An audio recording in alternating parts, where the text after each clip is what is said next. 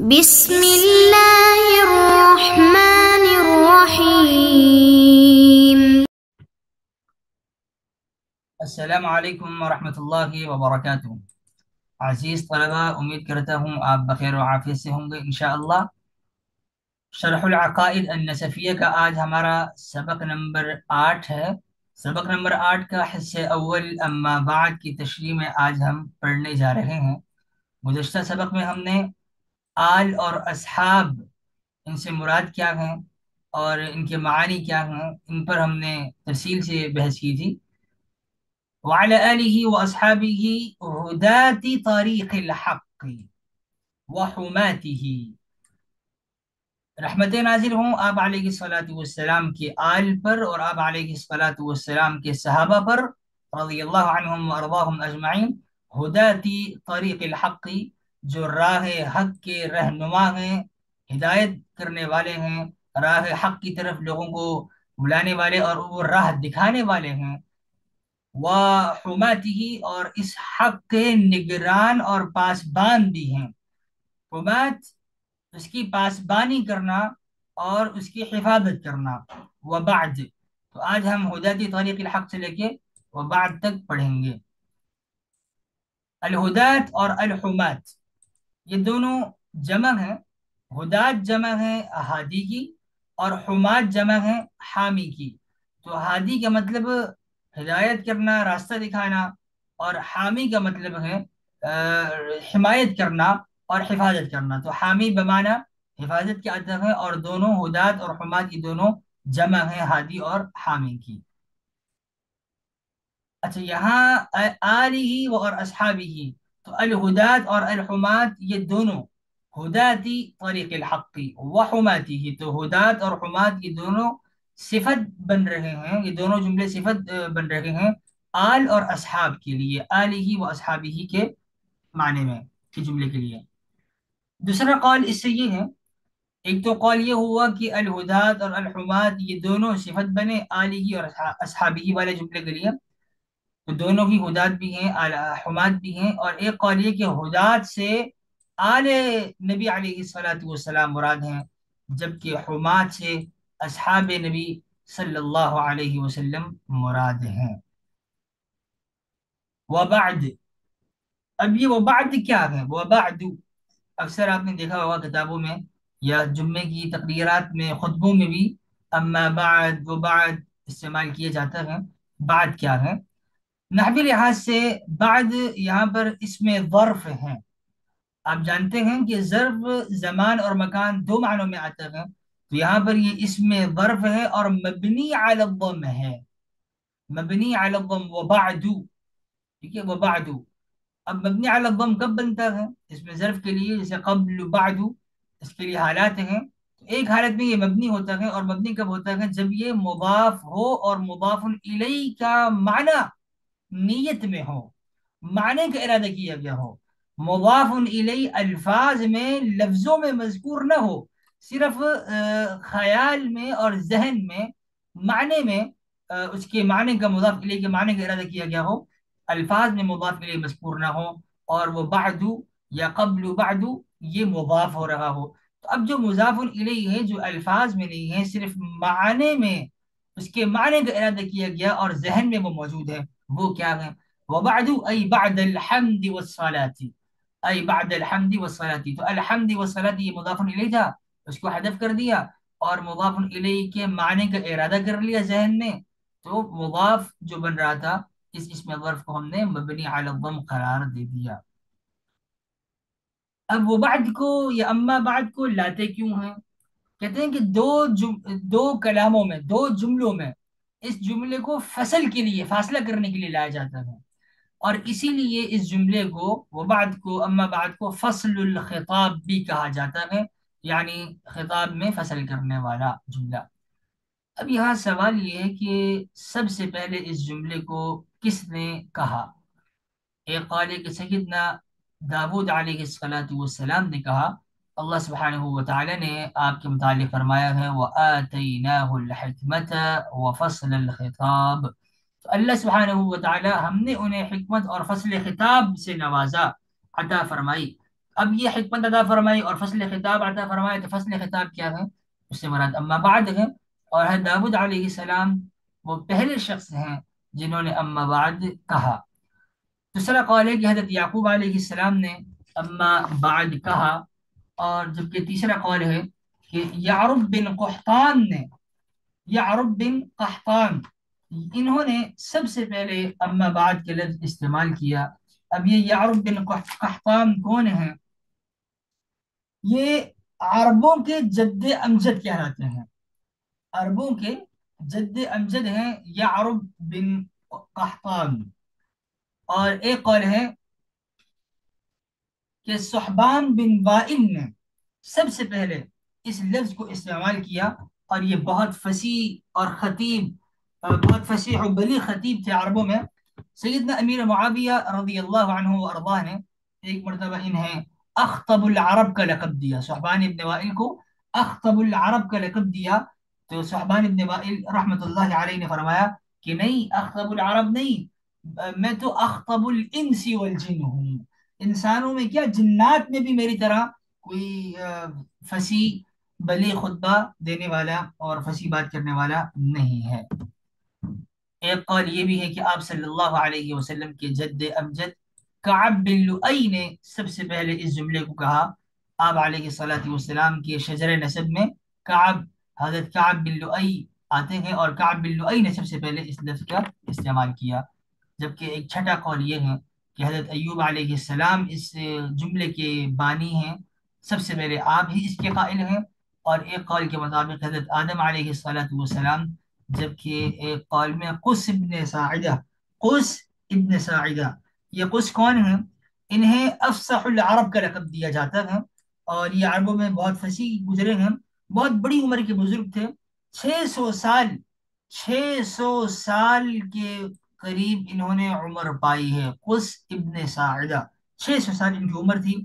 اور عکاب کے بازار میں یہ خطبہ دے رہے تھے، اور نبی کریم صلی اللہ علیہ وسلم نے جب آپ کا خطبہ سنا تو آپ علیہ الصلوۃ والسلام نے انہوں نے آپ علیہ الصلوۃ والسلام کی زیارت بھی کی ہے، اور یہ دین ابراہیمی پر تھے، ملت ابراہیمی پر یہ قس ابن ساعدہ تھے، اور اسی دین ابراہیمی پر ہی ان کی وفات ہو گئی۔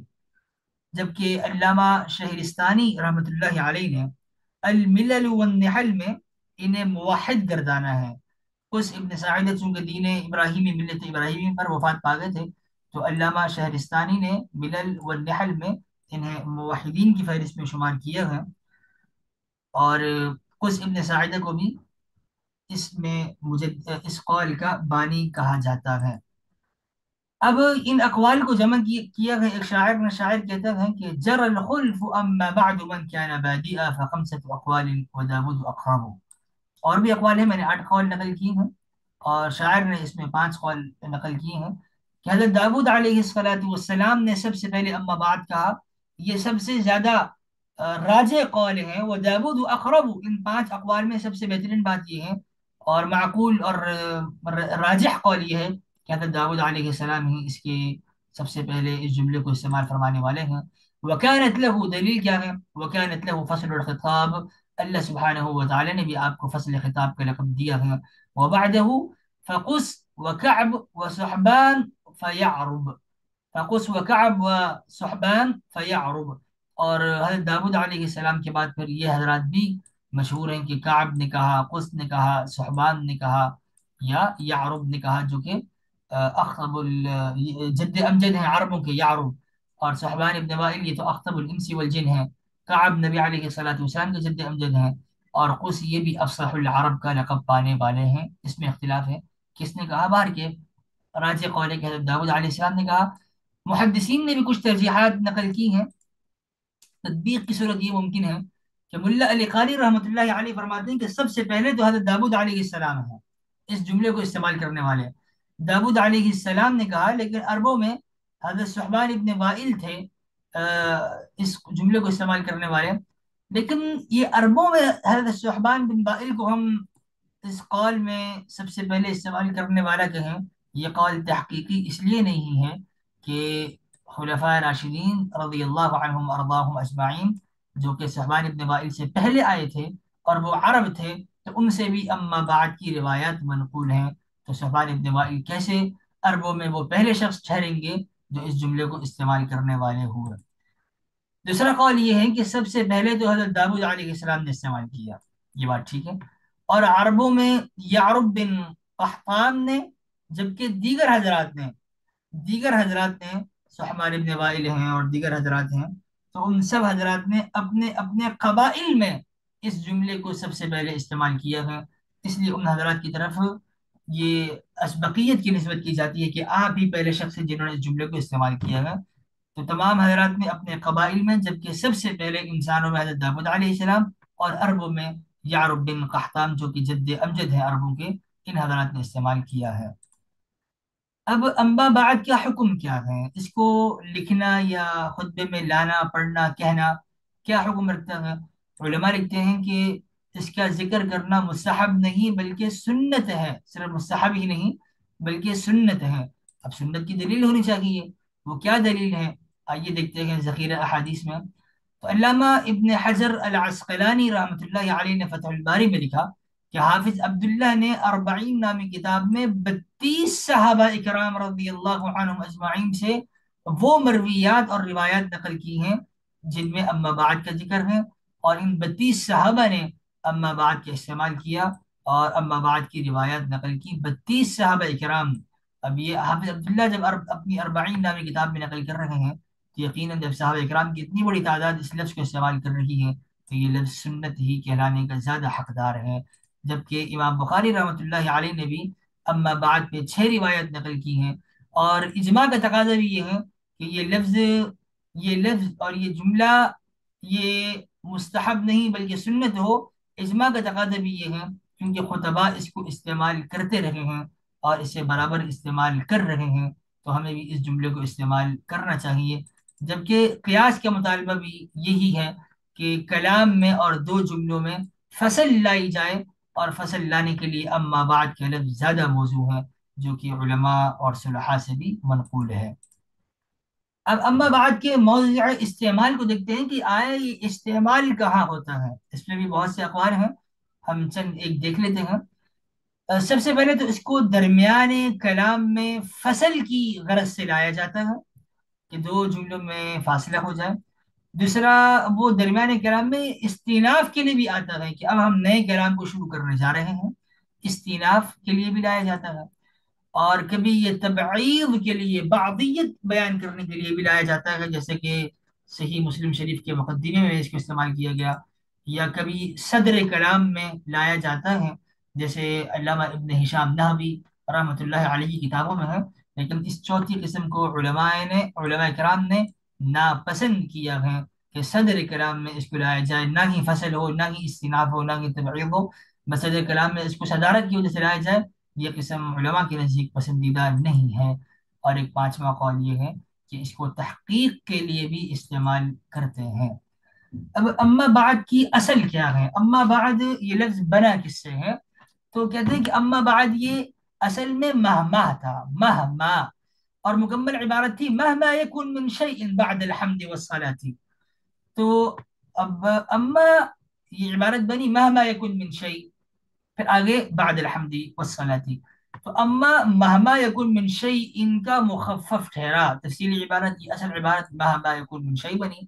لیکن چونکہ یہ مقام اختصار ہے، اور اس مقام اختصار کے لیے ہم یہاں پر صرف اما بعد لائے اور اسی پر ہم نے اکتفا کیا.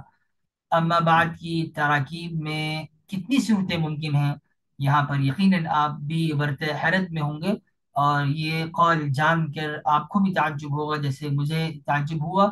لیکن تعجب کرنے کی بات اس لیے بھی نہیں کہ عربوں کی فصاحت و بلاغت اور پھر عربی زبان کی فصاحت و بلاغت آپ بخوبی جانتے ہیں کہ عربی زبان میں کتنی فصاحت ہے. علماء فرماتے ہیں کہ اما بعد کی تراکیب میں 13,39,740 ترکیبیں ممکن ہیں. اب یہ لاکھوں، ایک دو نہیں، لاکھوں تراکیب کیسے ممکن ہوئی؟ تو جب بسم اللہ کی 1800، بسم اللہ کی صرف بسملہ کی 1800 تراکیب علماء کہتے ہیں کہ ممکن ہیں، یا بعض علماء کے نزدیک 2000 ترکیبیں ممکن ہیں. تو اما بعد کی بھی 13,39,740 ترکیبیں ہونا کوئی بعید نہیں ہے. یہ وہ لوگ تھے فصاحت و بلاغت کے جو امام گزرے ہیں، جنہوں نے اپنے اپنے مذہب پر ہزاروں اشعار کے ہیں۔ معتزلہ کے ایک بزرگ گزرے، ابو سہیل ابو سہیل بشر بن معتمر، معتزلی بزرگ تھے، انہوں نے صرف اپنے عقائد پر 40,000 اشعار کہے ہیں۔ تو وہ لوگ جو ایک بات پر یا اپنے نظریے پر اتنے ہزاروں کی تعداد میں اشعار کہہ سکتے ہیں، تو اما بعد کی یہ ترکیب بھی کوئی بعید از قیاس یا غیر معقول نہیں ہے، اور یہ ترکیب ممکن ہے۔ آج کے سبق کو ہم یہاں روکتے ہیں، اور اما بعد پر ہی مزید تشریح انشاءاللہ ہم اپنے آئندہ کے سبق میں جانیں گے۔ سبحان اللہ وبحمدہ، سبحانک اللہم وبحمدک، نشہد ان لا الہ الا انت، نستغفرک ونتوب الیک۔ سبحان ربك رب العزة عما يصفون، وسلام على المرسلين، والحمد لله رب العالمين، والسلام عليكم ورحمة الله وبركاته۔